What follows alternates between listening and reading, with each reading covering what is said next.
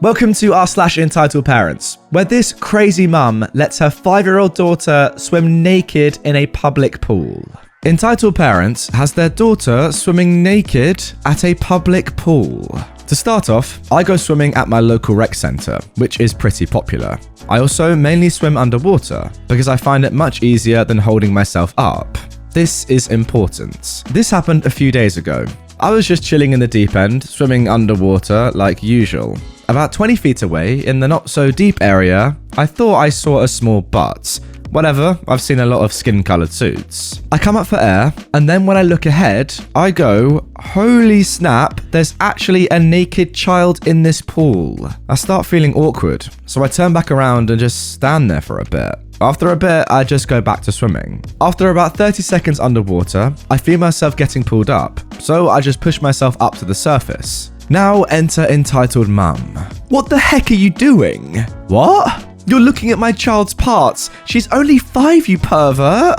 I'm sorry? I saw you look at her a few minutes ago. Then you went underwater. Oh, I assume you're the mother of that naked girl? So you admit it. You did look at her. Yeah, by accident when I came up for air, I turned around. Then I get pushed underwater. The mum actually held me down for a bit. Next, someone jumps in the water to help me and I get pulled out. I then start hearing her screaming that she was assaulted and violated and other stuff like that. For the record, I wasn't really in danger, mostly because I was only under for about 3 to 5 seconds. Anyways, time for the entry of the absolute freaking legend, the lifeguard. Mom, why were you holding this man underwater? He's a pedo! He was looking at my daughter while she was naked. I'm sorry, naked? From what I've seen, he hasn't left the pool. Well, sure he didn't, but he went underwater while my daughter was naked. Well, yeah, I say, because I only really swim underwater. I can't even see that far underwater. It gets foggy. Wait, is your daughter in the pool? Says the lifeguard. Well, yes, but what does that even freaking matter? He's staring at her. No need for that language, but please explain why your daughter is naked in the pool. Because she doesn't like swimsuits. But that doesn't matter. Call the police and have this boy arrested. Excuse me, sir. Can I hear your side of the story? Well, I was swimming underwater, and when I came up for air, I saw a naked child in the pool about 20 feet away. I just turned around and after a minute or two went back under. 30 seconds later, this woman is pulling me out the water and all this began. Alright, I'm gonna have to ask you to get your daughter out of the water and clothes. Then we'll have to talk to my manager. Finally, something is happening towards punishing this pervert. The lifeguard just winks at me. It was at this point I realized this guy already knew what actually happened and doesn't intend to punish me. I had to go with them, cutting my night shorts, although it was worth it for the fallout. At the pool manager's office, the woman starts yelling the moment we got in about how I was a pervert staring at her naked daughter, the lifeguard assaulted her, the police needed to be called, blah blah blah. The lifeguard then explained what happened from his POV. I gave mine, and then she gave hers. This is everyone's story. The lifeguard said, I saw 2 people arguing, these 2, and from what I heard, she was mad because he was staring at her daughter or something. Then she pushed him under and held him down for a few seconds until I pulled her off. She started screaming about him being a pedo and staring at her naked daughter, and I asked what she meant. She had her daughter swimming naked in the pool. Then I gave my account. I was swimming underwater, and when I came up for air, I noticed there was a naked girl. I turned around because I felt awkward, and after a few minutes, I went back under. Then, this woman came and pulled me out and started screaming. She basically just said what the lifeguard said, then she dunked me and got pulled off. Then came the entitled mum's version of events. He stared at my daughter's vagina, and when I tried to talk to him, he screamed at me. He tried to hit me, so I pushed him. Then the lifeguard came and pushed me and hit me, then screamed at me too, and Alright, so how about we now just check the cameras, said the manager. The mum became suddenly flustered. No, that's not necessary. Let's just let's just watch them so we can get proof of him being a pervert, said the lifeguard. Great reasoning. Let's do it. After this, the mum got in trouble. Not for the naked thing. She really was just told not to do that again. No, she got in trouble for assaulting me. She's not allowed in there for a year, and the police were called. I was asked for a statement, and I told them what I told the manager. I was asked if I wanted to press charges, and I said no. I'm only 16 and I don't feel like having to enter the legal world, as well as I don't want to completely ruin this lady's life. She then screamed, "F you," at me, the manager, and the lifeguard. That was the last I saw of her. Look, I'll be honest, parts of this story are quite tough to accept. For example, the lifeguard winking at you. I don't know much about lifeguards, but I do know that they don't often wink at people in the pool, because that is a little bit noncy. So does that happen in this story? Did that really happen in real life? I'm not sure. It does seem a little bit far-fetched, but I'll be interested to see what you guys think. Comment down below. Now look, even if this story isn't real, it still was very entertaining, and I've got to say, on behalf of this mother, why on earth is she telling her kid to go into a public pool with no clothes on? That is the real mystery of this post. Look, whether it's real or not doesn't necessarily matter. This mum is still crazy nonetheless. Now moving on to our next story. Parents get upset that I sold a lawnmower they lowballed me on.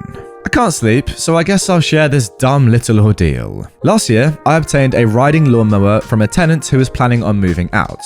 His landlord required that he clear everything out, of course, so he asked me and my grandpa for help to clean out his yard. We did so, and I came across an older Craftsman lawnmower. The lawnmower had been sitting for 8 years, so it was pretty weathered. All 4 tires were flat. It even had moss growing inside the headlight somehow. That all being said, the guy said I could have it for free, so I took it home with me that day. I ordered new tires for the front. The back ones just needed tubes, $70. I ordered a new headlight lens, $30. Got a new starter gear, $10. A new carburetor, $20. Sharpened the blades, and gave it a quick power wash, and surprisingly, it was actually really nice under all the dirt and mold. The mower deck was very solid. Not a single rust hole, which is common on many lawnmowers after several years of use. Overall, it was extremely nice for a 27-year-old lawnmower. The engine was a 13.5 horsepower Briggs & Stratton IC, a legendary engine. Its reliability is to be lauded. Despite sitting for 8 years, it was very easy to get it running. I had finally finished it up, and my parents had taken notice. It was September of 2021, so nobody was buying lawnmowers, so it wasn't for sale at the time. Fast forward to March the 1st of this year. I get the lawnmower started back up and tuned, ready for the spring. Once again, my parents take notice, and they want to buy it from me now. I listed the lawnmower for $400. Definitely reasonable for the condition and amount of work and money that I'd put into it. The conversation went something like this. Mum asked me, "How much do you want for that?" $400. Dad scoffed. "You must be joking, right?" No? Unbelievable. Why is that such a problem? Because you got it for free. There's no way I'm paying $400 for a lawnmower knowing that you got it for free. Well, you seem to be forgetting that 1, I put over $100 in for parts and a whole day of work into it. And 2, it's my lawnmower, and I can list it for however much I want, despite how much I initially paid for it. Well, we need to think about whether or not we really want it. Well, alright then, that's fine, but I'm not going to hold it for you. Whoever gives me $400 first gets it. Yesterday, I got a message from someone who was interested in the Facebook Marketplace listing I posted for it. He ended up buying it for the requested $400. Later that same day, I told my mum and dad, "Guys, the lawnmower is sold. It's gone." "But we wanted it. Why would you do that?" "Because you never told me your decision, and because you didn't want to pay the asking price anyway." "But we're a family. You should have had more leeway with us." "No, I shouldn't, especially with the way this has played out. I told you both that whoever gives me the cash first gets it, and you acknowledged that. You aren't entitled to cheaper pricing, mainly because I'm not made of money like you. I've got college payments, car repair bills, insurance and registration coming up, and other subscriptions to pay for. It's gone. Done with. I got my requested $400 that you didn't think I should get, so I'm happy. End of disputes." And that was the end of it. The reason it was unexpected is because they've never been like this. I've never seen them so perturbed by something so ridiculous. I'm sure that not many people know a lot about lawnmowers and how much one in a certain condition is worth, but I assure you, that one was worth every cent of $400 despite the condition it was in when I got it. Had I not needed the money, I would have kept it for myself. Yeah, knowing that I got it for free versus not knowing that can really affect how much it's worth to someone, but it doesn't matter. It wasn't in working condition when I got it, which is why it was free. When I was done fixing everything on it, it was in working condition, and it looked good as well. So, here's a logical analysis. Making it actually do its job, and do it well, will significantly increase its value. What a surprise, right? Anyways, that's about it. Yeah, to be honest, guys, from what OP has said in this post, I think that $400 is just a very reasonable price anyway. And I know nothing, you might not know this, about lawnmowers. $100 for the parts. That's a flat fee. You can't really argue with that. Therefore, the minimum that OP is going to sell this for is $100, just flat. But then on top of that, the man hours and the technical knowledge of lawnmowers to get it up and running and looking good. It took OP a whole day to fix it. That's bordering on $300 anyway, isn't it? $400 seems very, very fair. OP should be able to make a little bit of profit from it. Yeah, seems reasonable. What is strange is that it's your own parents who you say have a lot of money not wanting to pay $400. So at what point would they then pay for it? $300? $250? Just pay the $400 flat. You're helping out your son anyway. You're keeping the money in the family. It's a bit weird. Don't really get it. And now for our third Entitled Parents post. Entitled Mum wants our upgraded seats for free. This happened a few years ago, pre-pandemic, when flying overseas from the US to Europe. My girlfriend and I were taking a trip to visit a few places in Europe for a vacation. This was her first time overseas, and the first time she'd ever flown on a long-haul flight of more than 3 or 4 hours. In the lead up to the trip, we decided to upgrade our seats from economy to whatever the premium economy variant was for the airline. Seeing as this was my girlfriend's first time on a long flight, I figured it was worth the upgrade for the extra room and perks. In total, we paid roughly $150 total for both of us to upgrade. We boarded the flight and got settled in our seats, which were in the last row of the premium economy section on the right side of the plane. There was no noticeable division or indicators between sections other than a small plaque above our row that said premium economy or whatever. My girlfriend took the window seat, and I sat in the aisle. Now, OP, I hope you don't mean you actually sat in the aisle, because that is very dangerous. The entitled mum of this story and her son, about 9 to 10 years old, then board, and are seated several rows behind us. But in the middle row of the aircraft, it was 2-4-2 seating. Her son has his nose buried in his switch, as you'd expect a kid his age to do. They barely get to their seats when the entitled mum comes up to our row and stares at us with no greeting.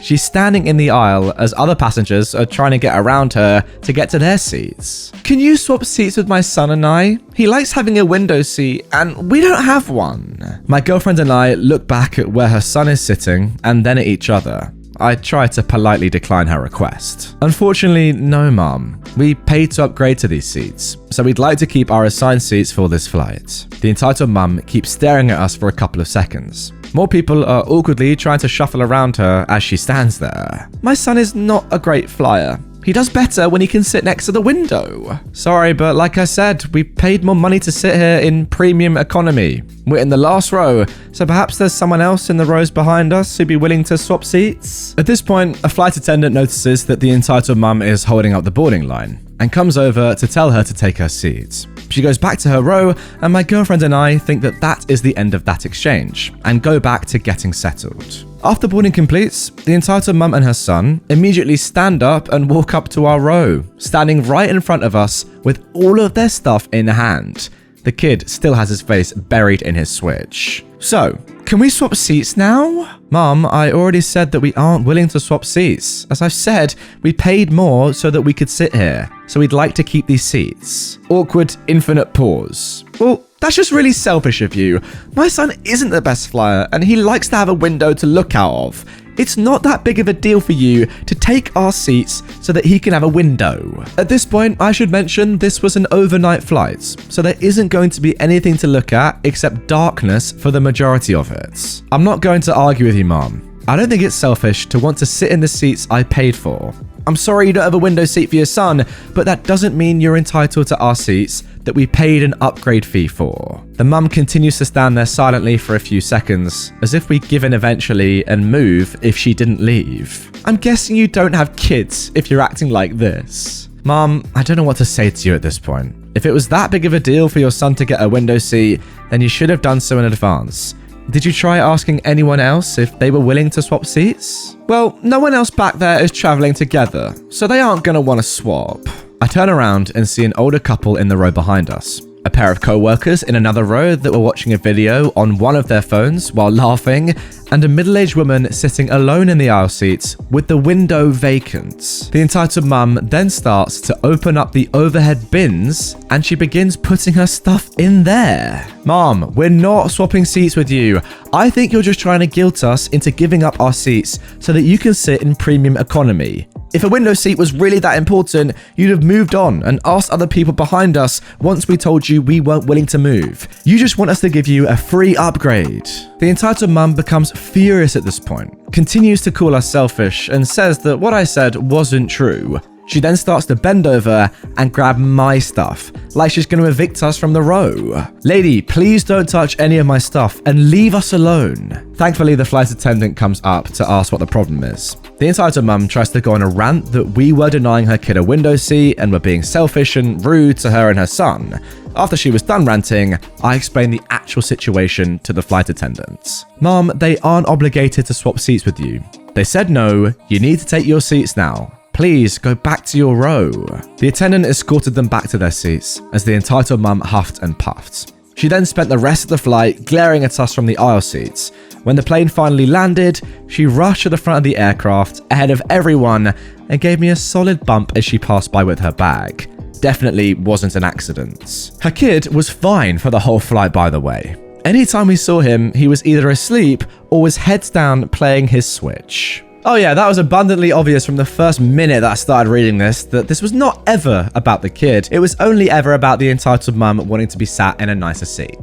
Simple as that. Some of you guys may not know, but premium economy is pretty much it's a very small upgrade from economy. If you're getting to club and first, that's a massive upgrade, and you know, your seat's insane, you get your own area, etc, etc. Your seat goes flat so you can sleep overnight, etc. It's really nice, but premium economy is just a little bit nicer. A bit more legroom, the seat's a bit comfier, get a bit more better service. It's definitely not a massive upgrade, but it is better than economy, no doubt. There's no way that you'd want to give up your premium economy seat to go and sit in economy. You just wouldn't ever do that. Now, I myself personally would never ever, and I don't think I ever will in my life. I mean, maybe if I'm really sick and I've just got loads of money, I would. But yeah, I can't see myself ever purchasing a seat for a flight in club or first, because that is like 3-4 minimum X the price, and it just seems ridiculous. But upgrading to economy plus or premium economy, I think on overnight flights might well be worth it. The flights from the US to the UK or to Europe are often overnight, and I think when it's, you know, 6 hours minimum, 8 hours plus normally, it might well be worth it, paying that little bit more just so you can sleep and it doesn't ruin your day, if you can, of course. I guess the whole point is that you would never give up your seat unless you really